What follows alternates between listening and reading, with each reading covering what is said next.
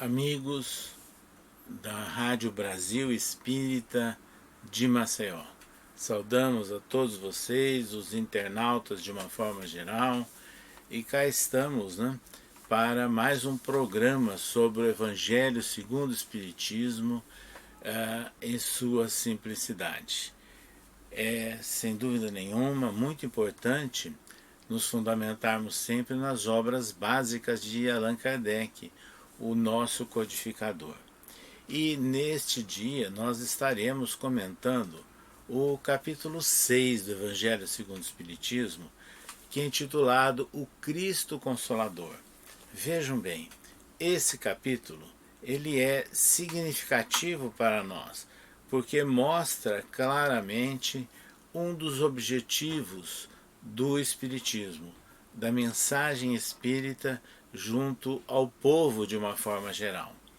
Então vejamos o seguinte: Allan Kardec, como é de hábito, ele sempre inicia os capítulos do Evangelho segundo o Espiritismo com versículos dos evangelistas. E nesse ele faz uma colocação em torno do jugo leve, fazendo uma transcrição de versículos de Mateus. Vinde a mim, todos vós que sofreis e que estáis sobrecarregados, e eu vos aliviarei. Tomai meu jugo sobre vós, e aprendei de mim, que sou brando e humilde de coração, e encontrareis o repouso de vossas almas, porque o meu jugo é suave e o meu fardo é leve. Então vejam, essas colocações, com base nos registros de Mateus, são básicas no Espiritismo. As explicações, a compreensão do que significa sofrimento, do que significa ser brando e humilde de coração, do que significa, na verdade, o jugo a que Jesus se refere e o fardo leve. Então vejamos o seguinte: em primeiro lugar, Jesus estava fazendo essas afirmações relacionadas com o contexto e o tema central da abordagem que ele fez nas bem-aventuranças. E é o momento então que ele anuncia para o povo que o acompanhava, eu diria, os fundamentos da mensagem cristã. E aí o Espiritismo tem condições de ampliar essas informações, porque como ele está chamando aqueles que sofrem, que estão sobrecarregados, e eu vos aliviarei. A história nos mostra, e muitas pessoas não entenderam ao longo da civilização, essa proclamação de Jesus, porque imaginavam que estar sobrecarregado e ser aliviado aconteceria numa única vida, na trajetória de uma única existência. Não é isso que Jesus estava se referindo. Então toda a tônica das bem-aventuranças estão ligadas inclusive a um processo mais amplo, mais abrangente, que eu diria, de educação do espírito, de modificação do sentimento das pessoas. E só através das reencarnações, só através das vidas múltiplas é que nós podemos então compreender a vastidão, a importância dessa colocação, desse convite feito por Jesus, o nosso Mestre. E é exatamente isso o que Allan Kardec coloca nesse comentário que ele faz no início do capítulo 5, às 6, aliás, do Evangelho segundo o Espiritismo, que é intitulado O Cristo Consolador. Aliás, o capítulo 5, Bem-aventurados os aflitos, tem tudo a ver com essa mensagem. Exatamente, é uma continuidade, como nós sentimos no trabalho de elaboração do Evangelho segundo o Espiritismo, feito por Allan Kardec. Então vejam, é interessante também situarmos aí que Jesus, ao fazer essa proclamação, ao fazer esses comentários, ele fez referência ao jugo. A palavra jugo, hoje, para nós, ela tem um sentido de submissão, né? Naquela época, a palavra jugo estava mais ligada a um sentido de disciplina, de educação, de colocar em prática, não necessariamente dessa forma forçada de ser subjugado, como nós entendemos em nossos dias. Inclusive aí fica mais fácil ainda, né, nós compreendermos os ensinos de Jesus. Então, o jugo que ele apresenta para nós como sendo suave é o jugo, na verdade, do processo de educação espiritual, onde nós compreendemos as aflições, nós compreendemos o sofrimento, como já foi comentado no capítulo 5 do Evangelho segundo o Espiritismo, bem-aventurados aflitos, e sabemos então superar os nossos limites, essas dificuldades todas. Então, com o esclarecimento espiritual e amplo, fica mais fácil nós obtermos consolação. Então aí realmente o jugo passa a ser suave. E o fardo é leve, porque existe aquela frase, inclusive popular, né, que tem a ver com esse capítulo, que não se coloca fardos pesados em ombros que não tenham condições, né, de suportar. Então é exatamente isso. Nós vamos sendo submetidos a provas, a testes, né, em nossas existências ao longo de nossas vidas, e assim nós vamos superando e aprendendo. Então o processo de educação espiritual propiciado pelas várias existências, pelas reencarnações, é que nos vai dar realmente a condição de compreensão, né, do alívio que nós passamos a sentir no momento que nós superamos as dificuldades, as restrições e os problemas. E a mensagem de Jesus, ela sem dúvida nenhuma tem tudo a ver com esse estímulo, esse esforço, a fé, a esperança, a compreensão na justiça de Deus, mas compreendendo Deus no sentido do Cristo. Deus é amor, Deus é a expressão maior da bondade, da misericórdia e da paternidade. Certa feita, nós estávamos visitando Chico Xavier lá em Uberaba, né? E exatamente esse trecho, esse versículo, foi lido na reunião da peregrinação, a visita que ele fazia a um bairro carenciado da cidade de Uberaba. E depois de várias pessoas comentarem a pedido do Cristo, aí ele encerrou. Realmente, o jugo com o Cristo é sempre mais suave. E exatamente essa é a ideia. É mais suave porque nós passamos então a compreender a justiça das aflições. Nós conhecemos a causa, né, das aflições. E nós podemos relacionar com os ensinos de Jesus que nos elevam, né, a nossa alma, elevam o nosso pensamento e a certeza em Deus, alimentando e fortalecendo a nossa fé, a nossa convicção, a nossa vontade, o esforço em superar problemas.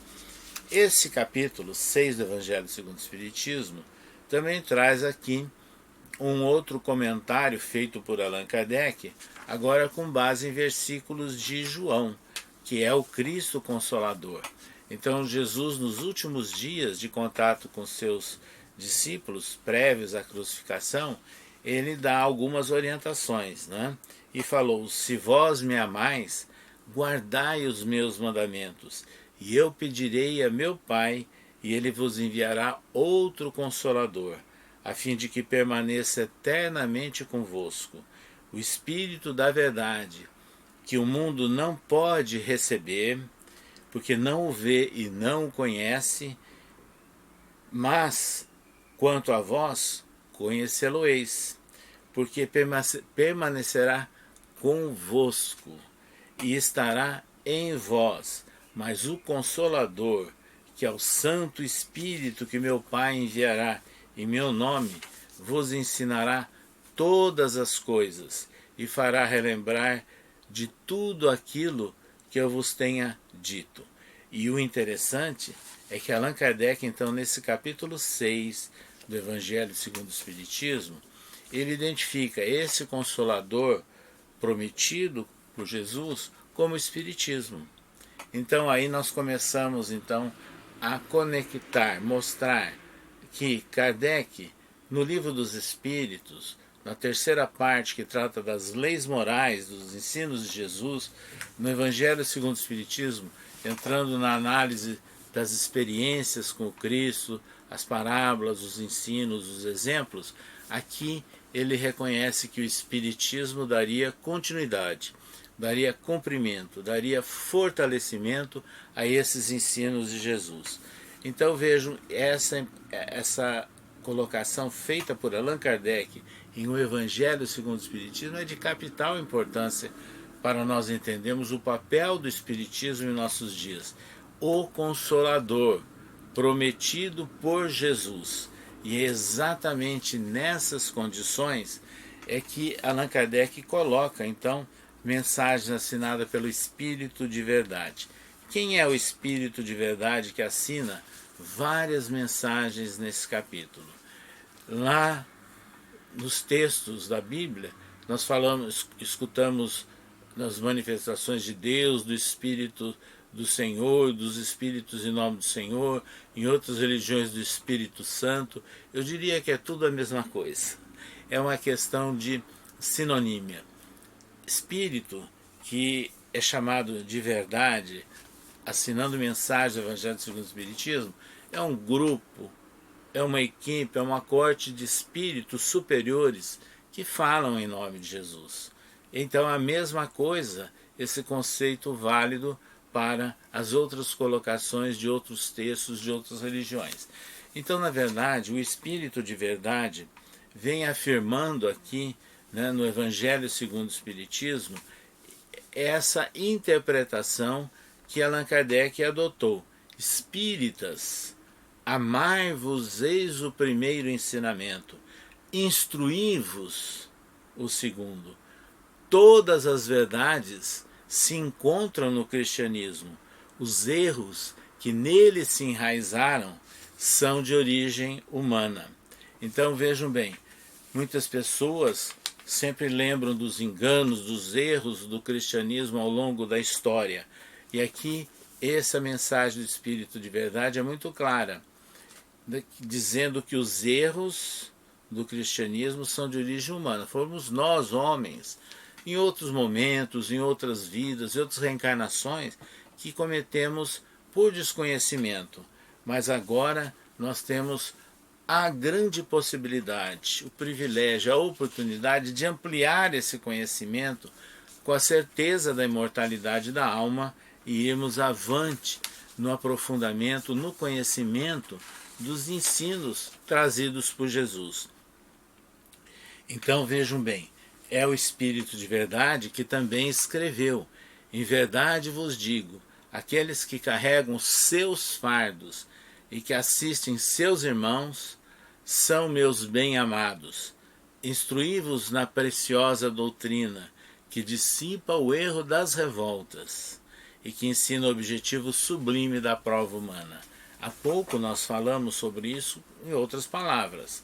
Então, da mesma forma que nós sofremos, outros sofrem também. Mas nós podemos compartilhar as nossas benesses ou as nossas dúvidas, somarmos esforços com todos aqueles que estão na mesma situação que nós.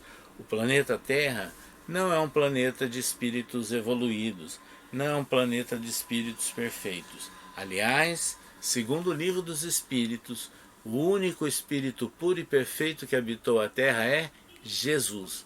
Então ele é o nosso guia, ele é o nosso mestre, e a ele então nós devemos ter o foco das nossas atenções e procurando captar os seus ensinamentos, né, para que tenhamos sempre inspiração, tenhamos sempre apoio para prosseguirmos nas nossas jornadas. E é exatamente aprendendo a carregar os nossos fardos. Mas quando nós carregamos os nossos fardos, ajudando o fardo dos outros também, fica até mais leve, fica mais compreensível essa situação em que nós estamos vivendo. Então, o Espírito de verdade, pelo Evangelho segundo o Espiritismo, diz também: Deus consola os humildes e dá a força aos aflitos que lhe pedem o seu poder, que cobre a terra e por toda parte. Ao lado de uma lágrima, coloca ele um bálsamo que consola. Veja que mensagens bonitas, né, que Allan Kardec relacionou e introduziu no capítulo 6 do Evangelho segundo o Espiritismo, ao comentar o Cristo Consolador. Pois bem, nessa época que nós estamos vivendo, de grandes contrastes, de muitas dificuldades, limitações, não apenas em nosso país, mas no mundo todo. É uma característica, é um momento de adaptações e de transições para novos cenários e que demorará, não será tão facilmente assim resolvido. Então todos nós estamos ao influxo dos testes, todos nós estamos carregando os nossos fardos, todos nós estamos submetidos a um jugo, jugo naquele sentido educativo que nós falamos. E é sobre isso, então, que quando Jesus fala que ele enviaria o Consolador prometido, nós vamos encontrar nas diversas traduções bíblicas, tradicionais, antigas, né, lá dos protestantes e dos católicos, do idioma grego, depois do idioma grego para o latim, do latim para o inglês, e também para o francês, várias palavras no sentido do Consolador. Então, o Consolador, às vezes, ele é traduzido como Paráclito, né, que é a palavra original grega. Ele é traduzido muitas vezes como um advogado, é traduzido muitas vezes como um esclarecedor, é um apoiador. Mas se nós somarmos o sentido de cada uma dessas palavras, né, que foram empregadas nas várias traduções, nós vamos verificar que é tudo isso mesmo, e reúne, né, todas essas condições.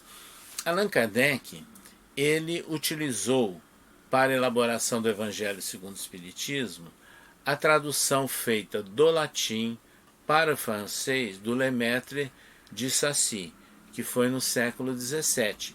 E essa primeira tradução do latim para o francês se tornou muito difundida, muito conhecida, a mais utilizada na França dos séculos XVIII e século XIX, e que era um grupo, né, de intelectuais que fazia parte, o Lemaitre de Sacy, católicos. E Allan Kardec, então, adota essa tradução mais tradicional, né, do latim para o francês, e ali a palavra realmente é consolador. Então é por isso que no Evangelho segundo o Espiritismo nós temos o texto de João com essa tradução, essa colocação do Consolador prometido. E é exatamente isso, né, que nós estamos comentando nessa oportunidade. Então, qual seria o papel do Espiritismo? A mensagem espírita está respaldada em princípios, na certeza de Deus Pai bom, misericordioso, expressão maior do amor. Está respaldado no princípio da imortalidade da alma. Nós somos seres imortais. Nós mantemos a nossa individualidade, inclusive depois da desencarnação. E como espíritos que nós somos, ora encarnados e depois desencarnados, mantendo a nossa identidade, nós podemos também nos manifestar. Então aí existe a comunicabilidade dos espíritos, ou seja, os espíritos desencarnados podem se manifestar, podem se comunicar conosco através da mediunidade. Então a comunicabilidade dos espíritos é um dos princípios básicos do espiritismo. Sendo espíritos imortais, nós somos viajores da eternidade, não fomos criados agora, mas nós já existimos antes do nascimento. Apenas recebemos um novo corpo físico. Então, um dos princípios do espiritismo é a lei da reencarnação, ou seja, das vidas sucessivas. Nós espíritas também aceitamos, desde Allan Kardec, que há formas de vida também nos outros planetas, inclusive de vida inteligente, não necessariamente igual às condições do planeta Terra, mas o planeta Terra não é a única exceção num universo infinito a ter, né, seres inteligentes. E assim é que nós vamos compreendendo a justiça de Deus, a beleza, né, da sua lei, que se iniciou com aquela apresentação simples e sumária dos 10 mandamentos, depois Jesus ampliando e trazendo-nos a lei do amor, e o Espiritismo complementando com a certeza da imortalidade da alma. Então vejam, é esse o papel do Espiritismo, de consolar os homens, mas consolar com base em esclarecimentos na fé raciocinada, com certeza, e não com imposição de ideias, não com dogmas, né? Não trazendo freios, mas trazendo estímulos para a edificação de um novo homem, de uma modificação que possa levar à melhoria das suas condições de vida, no sentido moral, no sentido espiritual, e isso terá consequências e projeções, evidentemente, que para a vida imortal. Assim, o Espiritismo consola as pessoas, porque nós temos a certeza que aqueles seres queridos que nos antecederam e que partiram para a vida espiritual pela transição da morte física não estão esquecidos, nem perdidos e nem deixaram de existir. Então a comunicabilidade dos espíritos nos favorece e nos permite o contato. Chico Xavier foi um grande exemplo disso, médium de milhares e milhares de mensagens assinadas por espíritos endereçadas aos seus familiares que os identificaram. São as chamadas cartas familiares. Então, o Espiritismo, na sua doutrina como um todo, tem todo esse potencial de consolação. E se o Espiritismo tem esse potencial, tem essas características, o Centro Espírita, ele deve representar exatamente essa base doutrinária expressa nos livros de Allan Kardec. Então, o Centro Espírita tem que ser exatamente aquele porto seguro, aquele ambiente em que as pessoas que chegam à casa, que batem à porta, vão encontrar acolhimento, vão encontrar consolação, vão encontrar esclarecimento e orientação para a vida. É esse o papel, portanto, do Espiritismo e do movimento espírita no tocante a esse conceito de Consolador prometido.